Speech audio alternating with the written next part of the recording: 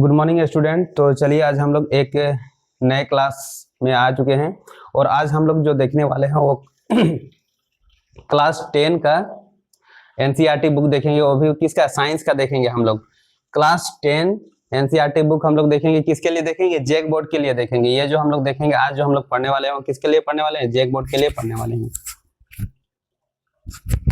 तो पहला चैप्टर हम लोग का है रासायनिक अभिक्रिया एवं समीकरण। ये केमिस्ट्री का पोर्शन है। किसका पोर्शन है? केमिस्ट्री का पोर्शन है। केमिस्ट्री, ये केमिस्ट्री का पोर्शन है।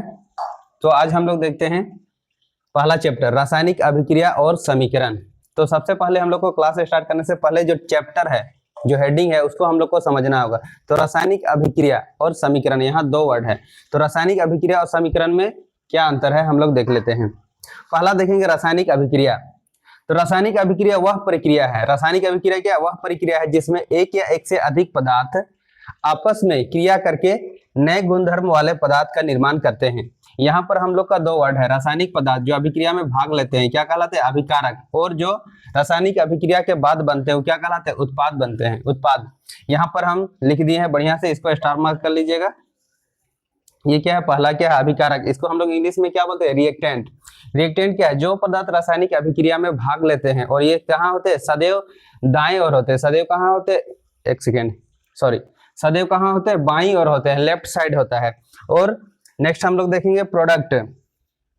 अभिक्रिया के परिणाम स्वरूप बनने वाले नए पदार्थ जो सदैव दाईं ओर रहते हैं उसे क्या कहते हैं हम लोग? उत्पाद या प्रोडक्ट कहते हैं। अब इसका उदाहरण हम लोग देख लेंगे। उदाहरण में हम लोग देखेंगे, सब क्लियर हो जाएगा किसको हम लोग अभिकारक कहेंगे और किसको हम लोग उत्पाद कहेंगे। उदाहरण जैसे हाइड्रोजन और ऑक्सीजन की अभिक्रिया करने से क्या बनता है? जल का निर्माण होता है। हाइड्रोजन और ऑक्सीजन, हाइड्रोजन प्लस ऑक्सीजन, ये दोनों अभिक्रिया करेगा, यानी कि इसको अभिक्रिया का साइन हम लोग तीर के निशान से दिखाते हैं। अभिक्रिया का साइन किससे दिखाते हैं? तीर से दिखाते हैं। और ये दोनों जब अभिक्रिया करेगा तो क्या का निर्माण करता है? जल का निर्माण करता है। तो इस प्रकार से जो बाईं ओर है हाइड्रोजन और ऑक्सीजन, ये दोनों क्या है? अभिकारक है। क्या है? अभिकारक है। अभिकारक। और जो दाएं साइड उत्पाद नया बन रहा है, जो नया पदार्थ बन रहा है, ये क्या है? नया पदार्थ है। नया पदार्थ है, इसको हम लोग बोल देते हैं उत्पाद। उत्पाद। तो इस तरह से हम लोग अभिकारक और उत्पाद आसानी से समझ गए। अब इसका और एक एग्जांपल देख लेते हैं। रासायनिक अभिक्रिया में दूध से दही का जमना भी एक प्रकार का क्या है? रासायनिक अभिक्रिया है। दूध से दही का जमना, दही का जमना, ये क्या है? ये भी रासायनिक अभिक्रिया है। और बहुत सारे रासायनिक अभिक्रिया है जो हम लोग आगे देखेंगे। तो ये जो हम लोग शब्द के द्वारा दिखा रहे हैं, जो रासायनिक अभिक्रिया है शब्द के द्वारा, हाइड्रोजन, ऑक्सीजन और जल, तो इसको हम लोग बोलते हैं शब्द समीकरण। इसको क्या बोलते हैं? शब्द समीकरण। अब यहाँ समीकरण वर्ड आ रहा है। क्या वर्ड आ रहा है? समीकरण। तो आगे देखेंगे हम लोग समीकरण किसे कहते हैं, रासायनिक समीकरण किसे कहते हैं। ये आप लोग स्क्रीनशॉट ले लीजिए। इसके बाद हम लोग अभी देखेंगे रासायनिक समीकरण।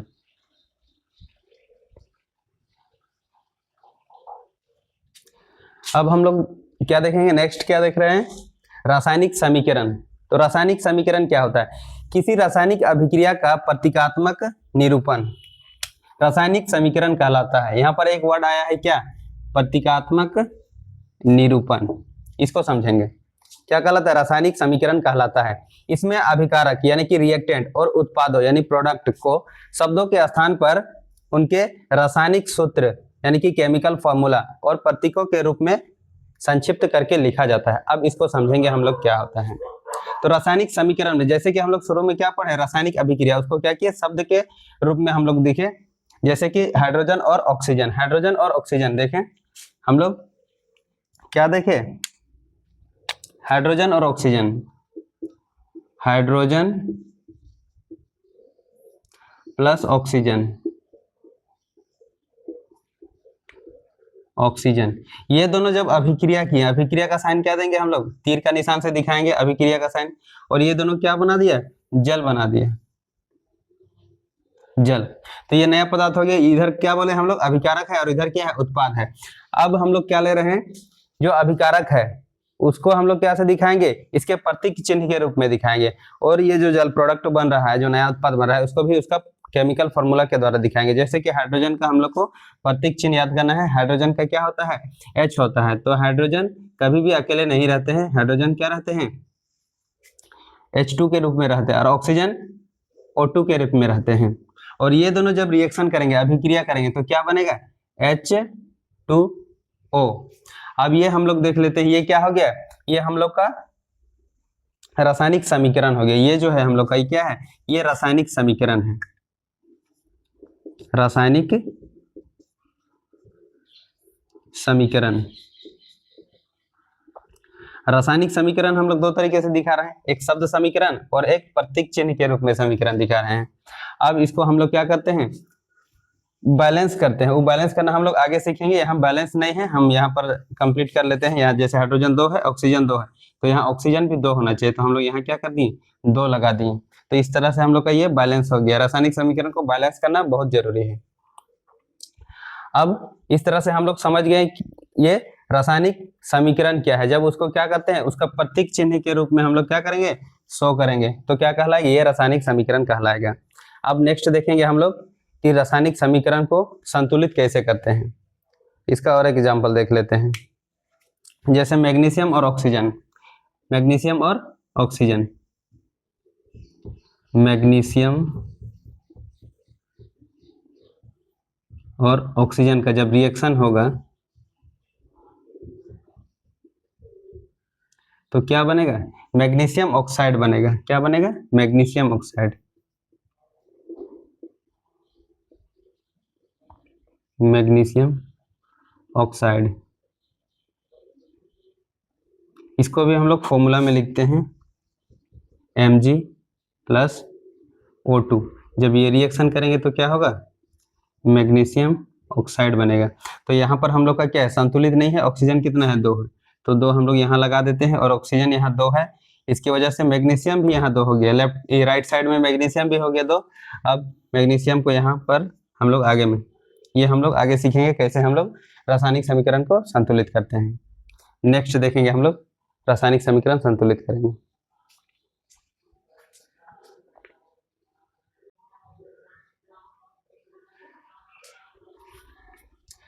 पहले हम लोग देख लेते हैं कंकाली समीकरण। कंकाली समीकरण किसे कहते हैं, ऐसा रासायनिक समीकरण जिसमें अभिक्रिया में भाग लेने वाले अभिकारकों और बनने वाले उत्पादों के परमाणुओं की संख्या समान नहीं होती है, उसे कंकाली समीकरण कहते हैं। ये असंतुलित होते हैं। एग्जाम्पल में हम लोग देखेंगे, जैसे हम लोग देखे थे हाइड्रोजन और ऑक्सीजन को मिलाने से जल बना, तो वही उदाहरण में हम लोग देख लेते हैं। उदाहरण से ही ज्यादा समझ में आएगा केमिस्ट्री। जैसे हाइड्रोजन का संकेत क्या था, H2, और ऑक्सीजन का संकेत क्या था, O2। ये दोनों जब रिएक्शन किया, अभिक्रिया का साइन क्या है, तीर का निशान से दिखाएंगे अभिक्रिया। ये दोनों जब रिएक्शन किया तो क्या बना दिए, H2O। इसी को हम लोग क्या बोले, जल। और लेफ्ट साइड में जो हाइड्रोजन और ऑक्सीजन है अलग अलग, उसको क्या बोल दिया, अभिकारक। और H2O क्या हो गया, उत्पाद हो गया। तो अभिकारक और उत्पाद, ये दोनों का जब परमाणु संख्या या द्रव्यमान संख्या में किसी भी तरह का क्या होगा, अंतर नहीं होना चाहिए, समान होना चाहिए। तो हम लोग को यहाँ दिख रहा है हाइड्रोजन 2 है, यहाँ हाइड्रोजन 2 है, यहाँ ऑक्सीजन 2 है, यहाँ ऑक्सीजन 1 है, तो ये क्या हो गया, अंतर हो गया। तो परमाणुओं की संख्या में अंतर हो गया, तो द्रव्यमान में भी अंतर आएगा। तो इस तरह से ये क्या कहलाएगा, कंकाली समीकरण। जब कभी भी इस तरह का हम लोग का समीकरण दिखे जो संतुलित ना हो, असंतुलित है, यानी क्या है, ये असंतुलित है, तो इसको क्या बोलेंगे, कंकाली समीकरण। अब नेक्स्ट देखेंगे संतुलित समीकरण। इसके ऑपोजिट होगा, वो क्या होगा, दोनों साइड क्या होगा, अभिकारक और उत्पाद में दोनों साइड क्या होगा, परमाणुओं की संख्या भी समान होगी और द्रव्यमान संख्या भी समान होगी। तो हम लोग देख लेते हैं परिभाषा। ऐसे रासायनिक समीकरण जिसमें अभिक्रिया में भाग लेने वाले अभिकारकों और बनने वाले उत्पादों के परमाणुओं की संख्या समान होती है, उसे संतुलित रासायनिक समीकरण कहते हैं। ये क्या होते हैं, समीकरण संतुलित होते हैं। जैसे हम लोग देख लेंगे हाइड्रोजन और ऑक्सीजन का ही, H2+O2, ये हम लोग जब रिएक्शन करवाएं तो क्या बना, H2O बना। तो इसको हम लोग को संतुलित करना है, इसको हम लोग को संतुलित करना है। तो हाइड्रोजन 2 है, हाइड्रोजन 2 है, ऑक्सीजन 2 है, ऑक्सीजन यहाँ क्या है, एक ही है। अब यहाँ 2 लगा दिए, क्या लगा दिए, 2 लगा दिए।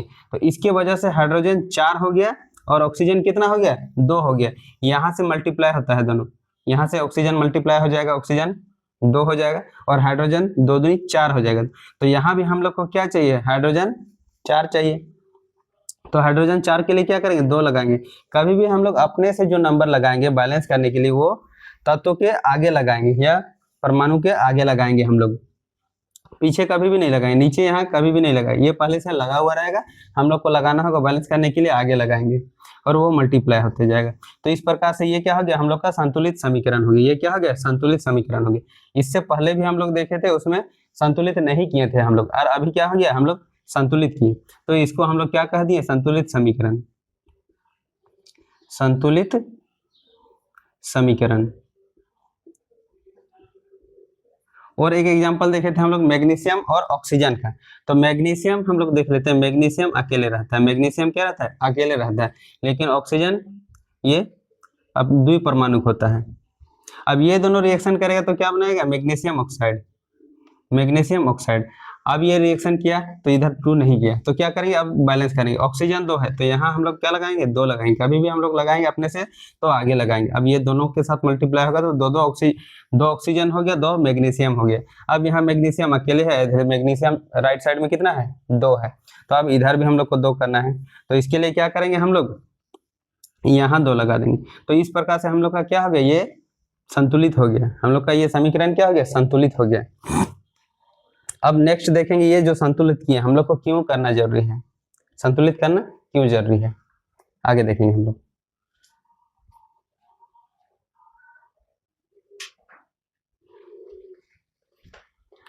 अब हम लोग आगे देखने वाले हैं संतुलित रासायनिक समीकरण का महत्व। संतुलित रासायनिक समीकरण महत्व क्यों है, द्रव्यमान संरक्षण के नियम के अनुसार किसी भी रासायनिक समीकरण में, किसी भी रासायनिक समीकरण या अभिक्रिया में द्रव्यमान का ना तो विनाश होता है, ना तो उसका हम लोग क्या कर सकते हैं, उत्पत्ति कर सकते हैं। अभिक्रिया के उत्पाद या तत्वों का कुल द्रव्यमान क्या होता है, अभिकारक तत्वों के कुल द्रव्यमान के बराबर होता है। यानी हम एक उदाहरण से समझेंगे हम लोग, यहाँ पर हाइड्रोजन और ऑक्सीजन, हाइड्रोजन क्या है, H2 है, और ऑक्सीजन क्या है, O2। ये दोनों जब रिएक्शन किया तो क्या बना दिया, H2O। अब इसका हम लोग देखेंगे अभिकारक, ये क्या है, अभिकारक है, ये अभिकारक है और ये उत्पाद है। तो इसमें दोनों साइड का जो परमाणु द्रव्यमान है क्या होगा, सेम होगा। किसके, ये द्रव्यमान संरक्षण के नियम के अनुसार सेम होगा, क्योंकि ये कहता है कि द्रव्यमान का ना तो विनाश होता है, न ही इसको हम लोग उत्पन्न कर सकते हैं। जैसे अब हम लोग हाइड्रोजन का द्रव्यमान देखते हैं, हाइड्रोजन का द्रव्यमान कितना होता है, एक परमाणु का 1 होता है, तो 2 परमाणु का कितना होगा, 2 होगा। और ऑक्सीजन का एक परमाणु का 16 होता है, तो 2 परमाणु का कितना होगा, 32 हो जाएगा। कितना हो जाएगा, 32। इस प्रकार से हम लोग का जो यहाँ परमाणु द्रव्यमान होना चाहिए, कितना होना चाहिए था, 34 होना चाहिए था। लेकिन यहाँ हाइड्रोजन 1 है और हाइड्रोजन 2 है, ऑक्सीजन कितना है, 1 है, तो कितना हो जाएगा, ये 34 नहीं आएगा। तो उसके लिए क्या करेंगे, हम लोग समीकरण को क्या करेंगे, संतुलित करते हैं। जैसे यहाँ पर हम लोग क्या दे दिए, 2 दे दिए, तो ये ऑक्सीजन यहाँ से मल्टीप्लाई होके बैलेंस हो गया। ऑक्सीजन इधर 2 है, इधर भी 2 हो गया। अब क्या करेंगे, हाइड्रोजन बैलेंस करेंगे। हाइड्रोजन कितना है, यहाँ 4 है, अब इधर भी 4 करना है, इसके लिए हम लोग को 2 लगाना है। तो अब यहाँ हम लोग देखेंगे नया जो समीकरण बनेगा, ये जो है द्रव्यमान संरक्षण का नियम का पालन नहीं कर रहा है पहले के अकॉर्डिंग। यहाँ तो 34 नहीं आ रहा है, 34 नहीं आएगा। अब हम लोग देखेंगे ये दोनों का मल्टीप्लाई करेंगे, हाइड्रोजन का कितना हो जाएगा, 4 हो जाएगा यहाँ द्रव्यमान, और ऑक्सीजन का कितना हो जाएगा, एक परमाणु का कितना होता है, 16, तो 2 परमाणु का कितना हो जाएगा, 32।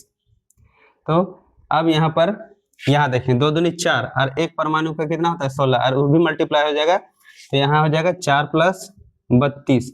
यानी कि इस तरह से हम लोग का क्या मिला, यहाँ पर भी 36 आ रहा है और यहाँ पर भी 36 आ रहा है। तो इस प्रकार से हम लोग का जो परमाणु द्रव्यमान है ये यूनिट में लेते हैं, यूनिट में लेते हैं। इस प्रकार से हम लोग का क्या है, परमाणु द्रव्यमान क्या हो गया, संतुलित हो गया। तो इसीलिए हम लोग को जरूरी है कि हम लोग का द्रव्यमान संरक्षण का नियम, ये नियम की वजह से हम लोग को क्या करना पड़ रहा है, संतुलित करना पड़ रहा है। तो इस तरह से आज का क्लास हम लोग का यही समाप्त होता है। नेक्स्ट क्लास इस चैप्टर का हम लोग आगे देखेंगे।